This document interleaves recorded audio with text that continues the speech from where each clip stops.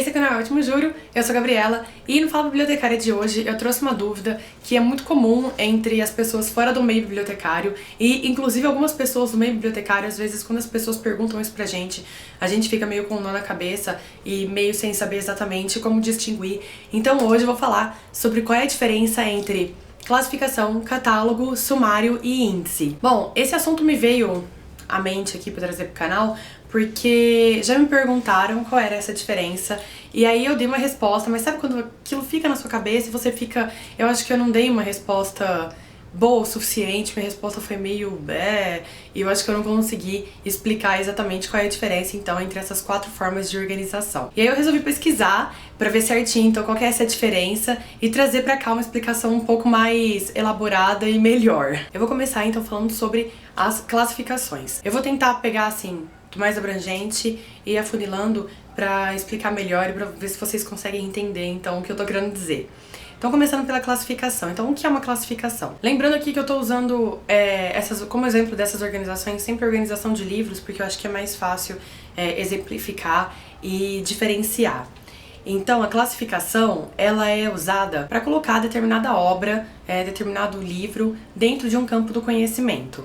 Então quando a gente fala de classificação, como por exemplo a classificação decimal universal e a classificação decimal Dewey, que são as mais usadas dentro da biblioteconomia e da ciência da informação para classificar obras, então o bibliotecário vai pegar aquele livro, ele vai ver sobre o que aquele livro fala, principalmente qual é o assunto geral daquele livro, descoberto aí esse assunto, ele vai colocar então esse livro em uma classificação que é pertinente àquela temática. Essas classificações, elas são subdivididas em grandes áreas, que são, por exemplo, filosofia, história, economia, matemática. Então, assim, são grandes áreas e dentro dessas grandes áreas tem as ramificações. E aí vai ser, por exemplo, literatura estrangeira, literatura alemã, literatura brasileira, literatura de ficção, literatura de não ficção. Então vão ter as especificações ali dentro dessas grandes áreas. E aí a classificação é utilizada para isso. Você pega uma obra, identifica a temática dela, coloca ela primeiro em uma grande área e depois em divisões menores para ir especificando o tema dela, e aí você classificou. Então é para isso que serve a classificação, para tentar dizer sobre o que aquele livro fala e quais são os temas que são abordados dentro daquela obra. Só para citar, eu dei uma pesquisadinha, então um exemplo de classificação eu usei da Library of Congress, entrei lá no site deles, fiz uma busca rápida e peguei então Harry Potter, só pra gente citar aqui. Então Harry Potter, dentro da Library of Congress, ele é classificado na classificação decimal Dewey e o número dele é 823.914. Então esse número é uma classe que é correspondente à literatura de ficção, literatura britânica e tal. Então tudo especificadinho para poder separar ele em um assunto e nas ramificações que são específicas daquela obra. A classificação ela é mais eficiente que, por exemplo, a ordem alfabética, porque você especifica uma área e aí quando você coloca dentro de um catálogo, ela vai ser somada a outros tipos de informação para dar origem então à localização física daquele livro. E já que eu já comecei a falar mesmo, vou partir então para a próxima forma de organização, que é o catálogo. E o catálogo, na verdade ele é um suporte que você vai colocar então informações sobre aquele determinado livro, e ele é um segundo passo depois da classificação. Primeiro você classifica, você vai colocar ele em uma sub-área específica, vai falar que aquele livro faz parte de, por exemplo, literatura britânica, que nem o Harry Potter. E aí você já deu origem ao número dele lá, o 820, ponto 914. Você já sabe que ele tem aquela temática, aí você vai fazer o quê? Você vai pegar aquele livro e vai colocar dentro de um catálogo. Por quê? O que é o catálogo? O catálogo é um suporte que ele vai receber essas informações desse livro, como a classificação e outras mais. Então no catálogo a gente vai colocar o nome do livro, o nome do autor, a editora que ele foi publicada, qual é a edição daquele livro, primeira, segunda, terceira edição, ano de publicação, cidade de publicação. Então assim, são informações mais minuciosas sobre aquela obra que vão diferenciar ela de outras, por exemplo, uma primeira edição de uma segunda edição. Então vai ter bastante coisa dentro daquele catálogo, vai ter bastante informação colocada ali dentro sobre aquele livro. O catálogo, eu acho que ele é o sistema mais complexo de organização, porque ele precisa de muita informação sobre aquilo que está sendo organizado, sobre aqueles itens que estão ali. Então ele vai precisar, você vai ter que colocar bastante coisa sobre ele vai ficar bem especificado ali e vai facilitar então depois a recuperação daquela informação. Quando você for buscar, você vai ter uma resposta mais precisa, porque tem muita informação do item X ou Y lá, então quando você for buscar ele, vai ser mais certeiro, você vai conseguir achar mais fácil que o item X tá no lugar X também. É meio complexo de entender, né? Mas o catálogo, ele é um sistema bem grande, onde você vai colocar então várias coisas sobre aquela determinada obra, e dentre essas coisas está inclusa a classificação, para poder então conseguir trazer essa informação de volta quando for necessário mais precisamente. Um exemplo de catálogo, só para vocês entenderem mais ou menos o que eu tô falando, fora os catálogos de livros, por exemplo, é o catálogo da Avon. Então você pensa, o catálogo da Avon, por que ele não é uma lista? Porque o catálogo da Avon, ele tem informações sobre aqueles produtos e eles estão organizados de alguma maneira.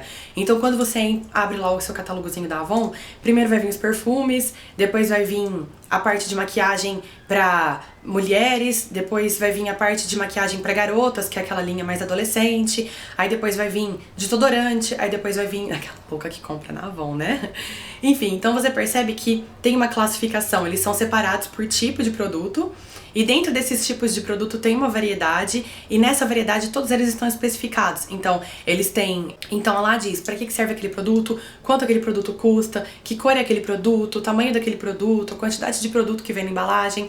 Então, tem bastante informação sobre aquele produto. Então, por isso que o catálogo da Avon é um catálogo, porque ele abrange várias coisas sobre aqueles produtos para você ter mais informação e ser mais minucioso tudo que compõe a linha de maquiagens Avon. Acho que deu pra entender melhor agora, né? E aí, passando para o próximo formato de organização, eu vou falar então sobre o sumário. O sumário, ele é uma forma de organização bem simples. Às vezes a gente não consegue saber exatamente qual é a diferença entre um sumário e um índice, mas o sumário, ele é um elemento que ele é pré-textual. Então, quando você abre um livro, o que vem primeiro de tudo? Lógico, depois da página de rosto, da ficha catalográfica, dos agradecimentos e tudo mais, quando você vai entrar de fato no que importa no livro, que é o seu conteúdo, o que vem primeiro de tudo? Vem um sumário. Por quê? O que é o sumário? O sumário é esse elemento que ele é pré-textual e ele vai enumerar as principais divisões daquele livro ou daquele trabalho exatamente na mesma ordem que eles estão no texto. Então é uma divisão de capítulos mesmo.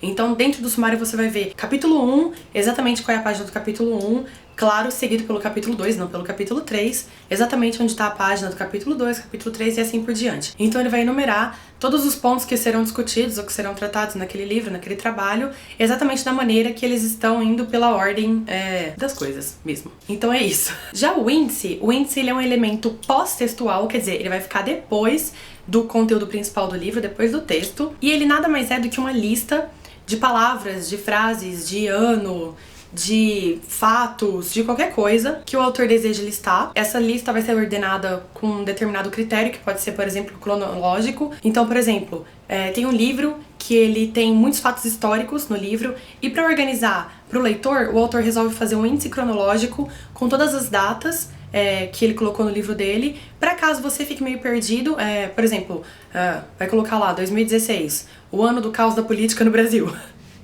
E aí, tudo bonitinho lá em ordem cronológica pra você então entender o que está se passando naquele livro, naquela história ou naquele trabalho. Então, como eu disse, ele vai ficar sempre depois do texto e ele vai organizar datas, nomes, fatos, assuntos. Então, assim, tem uma infinidade de possibilidades de índice. E aproveitando para diferenciar, o índice, ele lista e ele é diferente, por exemplo, das notas, nota de rodapé, porque a nota de rodapé explica. Então a nota de rodapé ela vai pontuar uma data, uma palavra, uma expressão, e ela vai explicar o que aquilo significa, contexto histórico, ou onde foi buscado aquilo lá.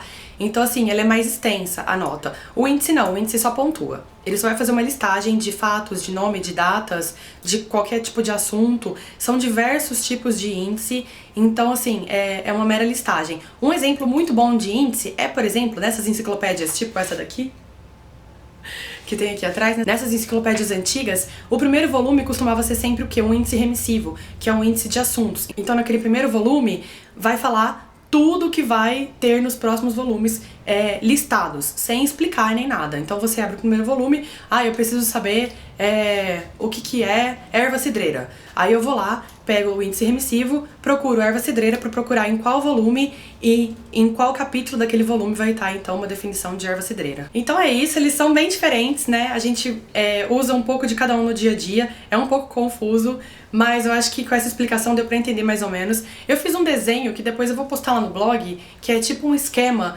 de como a gente usa o quê, que acho que facilita no visual também, pra gente entender um pouco. Então é isso, espero que vocês tenham gostado. Eu vejo vocês na quinta-feira com uma resenha, na semana que vem com mais um Fala Bibliotecária. Se você ainda não se inscreveu no canal, não se esqueça de se inscrever pra não perder nenhuma das novidades que tem aqui toda semana. Se você gostou desse vídeo, não se esqueça de dar um curtir aqui embaixo pra me ajudar na divulgação do meu trabalho. Na caixa de diálogos estão todos os links de todas as minhas redes sociais que eu participo. E muito obrigada e até semana que vem!